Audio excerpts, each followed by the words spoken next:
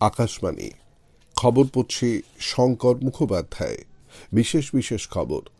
প্রধানমন্ত্রী নরেন্দ্র মোদী বলেছেন যে ভারতীয় গণতন্ত্র এবং সংস্কৃতি বিশ্বের কাছে এক বড় উপহার। শ্রী মোদী আজ বিশ্ব অর্থনৈতিক মঞ্চের ডাভোস এজেন্ডায় ভার্চুয়ালি ভাষণ দেন। আবুধাবিতে ড্রোন হামলায় 2 ভারতীয় সহ 3 জন প্রাণ হারিয়েছেন। উত্তর পশ্চিম নাইজেরিয়ায় বন্দুকবাজদের গুলিতে বহু মানুষ নিহত। পাঞ্জাব বিধানসভা নির্বাচনে ভোট গ্রহণ করা হবে 20 ফেব্রুয়ারি।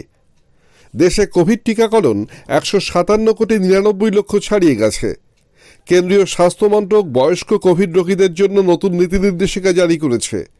সংক্রমণ কমে আসায় পশ্চিমবঙ্গে কোভিড বিধিনিষেধে আরও ছাড়। উত্তর ভারতে প্রবল শৈত্যপ্রবাহ, হিমাচল প্রদেশের সিরমৌর জেলায় ভূমিধসে 3 জনের মৃত্যু। দেশের বিভিন্ন অংশে কোভিড সংক্রমণ দ্রুত বাড়তে থাকায় সব শ্রোতার কাছে আমাদের আবেদন, সতর্ক থাকুন।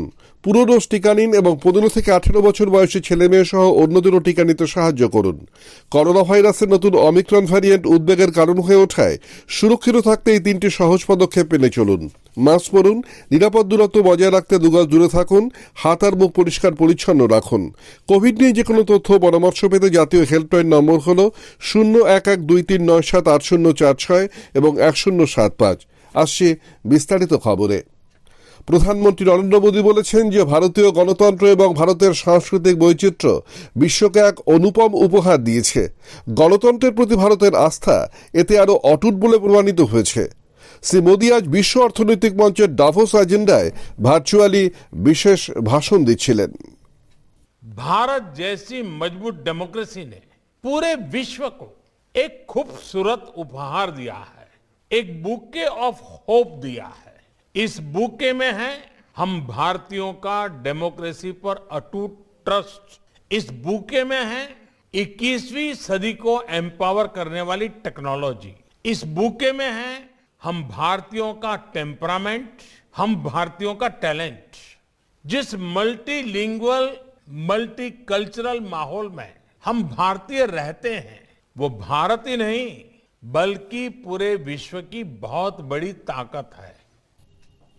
শ্রী মোদী আরও বলেন যে আত্মনির্ভর ভারত গড়ে তোলার লক্ষ্যে মেক ইন ইন্ডিয়া ও মেড ফর দ্য ওয়ার্ল্ডের ওপর এখন বিশেষ জোর দেওয়া হচ্ছে। आत्मनिर्भरता के रास्ते पर चलते हुए भारत का फोकस सिर्फ प्रोसेस को आसान करने पर ही नहीं है, बल्कि इन्वेस्टमेंट और प्रोडक्शन को इंसेंटिवाइज करने पर भी है। हम make in India make for the world इस भावना से आगे बढ़ रहे हैं। আকাশবাণীর সংবাদদাতা জানাচ্ছেন যে এই অনুষ্ঠানে বিশ্বের অনেক নেতা জলবায়ু পরিবর্তন, সামাজিক চুক্তি এবং ভ্যাকসিন সাম্যের মতো গুরুত্বপূর্ণ আন্তর্জাতিক সমস্যা নিয়ে তাদের দৃষ্টিভঙ্গি, মতামত এবং পরিকল্পনা সকলের সঙ্গে ভাগ করে নেবেন। 5 দিনের এই অনলাইন ডাভোস এজেন্ডা শীর্ষ বৈঠক আজ শুরু হয়েছে।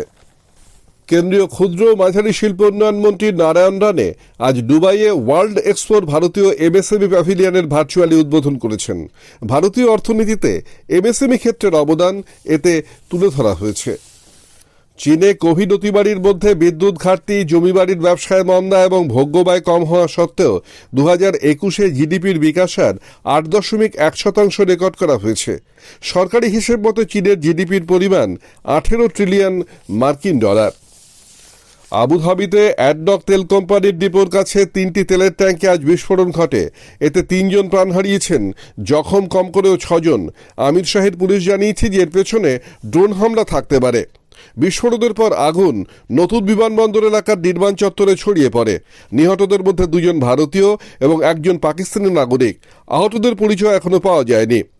এদিকে হাউতি সামরিক বাহিনীর মুখপাত্র ইয়াহা সারি জানিয়েছেন যে ইয়েমেনি বিদ্রোহী গোষ্ঠী আমির শাহী ভূখণ্ডের ওপর সামরিক হামলার বিস্তারিত শীঘ্রই প্রকাশ করবে। উত্তর পশ্চিম নাইজেরিয়ার কেবদি প্রদেশে বন্দুকবাজদের গুলিতে 2 জন সেনা এবং 1 পুলিশকর্মী সহ বহু মানুষ প্রাণ হারিয়েছেন। ডানকো ওয়াসাং এলাকার গত শুক্রবার এই ঘটনা ঘটলেও সেখানে মোবাইল নেটওয়ার্ক না থাকায় খবর আসতে অনেক দেরি হয়েছে। 50 জনেরও বেশি নিহত হয়েছে বলে খবর পাওয়া গেছে। বাসিন্দারা জানিয়েছেন যে মহিলা সহ বেশ কয়েকজনকে বন্দুকবাজরা অপহরণ করে নিয়ে গেছে।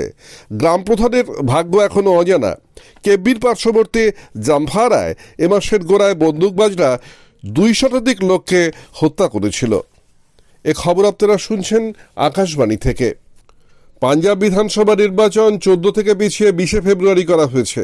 আগে স্থির হয়েছিল যে ভোট গ্রহণ হবে 14 ফেব্রুয়ারি, কিন্তু রাজ্য সরকার, বিভিন্ন রাজনৈতিক দল এবং সংগঠন নির্বাচন কমিশনকে অনুরোধ জানায় যে 16 তারিখ গুরু রবিদাস জয়ন্তী উপলক্ষে পাঞ্জাবের বহু ভক্ত পুণ্যার্থী আগে থেকেই বারাণসী অভিমুখে রওনা হবেন, তাই ভোট গ্রহণ পিছিয়ে দেওয়া হোক। নির্বাচন কমিশন জানিয়েছে যে সব দিক বিচার বিবেচনা করেই ভোট পিছিয়ে দেওয়া হলো। এখন ভোটের বিজ্ঞপ্তি জারি করা হবে 25শে জানুয়ারি, ভোট গণনা 10ই মার্চ।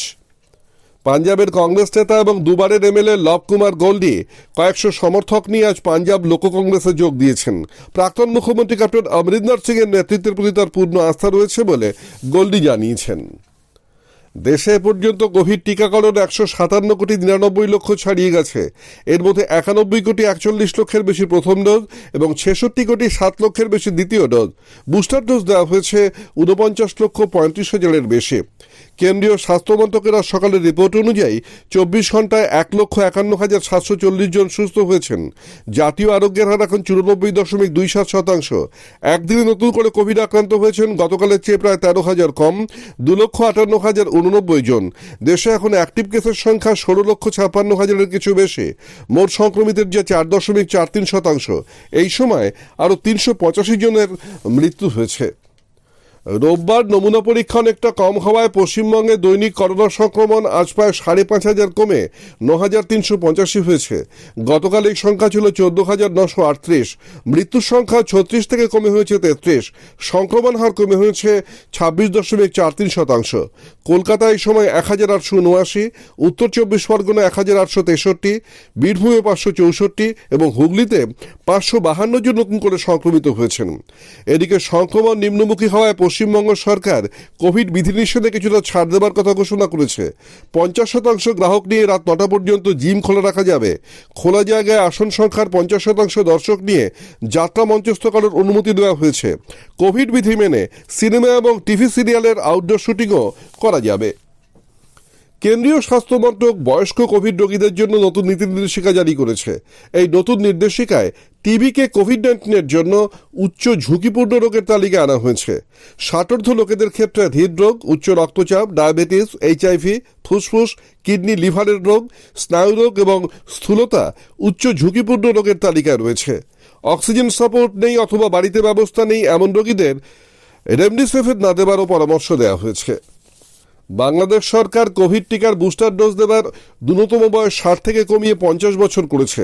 কম করেও 6 মাস আগে যারা দ্বিতীয় ডোজ নিয়েছেন তারাই বুস্টার ডোজ পাবার উপযুক্ত বলে বিবেচিত হবেন। এবারে সাধারণতন্ত্র দিবসের কুচকাওয়াজে নতুন দিল্লির রাজপথে 5টি রাফাল যুদ্ধবিমান আকাশে বিশেষ নৈপুণ্য প্রদর্শন করবে। ভারতীয় বায়ুসেনার পক্ষে উইং কমান্ডার ইন্দ্রনীল নন্দী জানিয়েছেন যে নৌসেনার MiG-29K এবং P-81 নজরদারি বিমানও বিশেষ আকৃতি নিয়ে আকাশে উড়বে।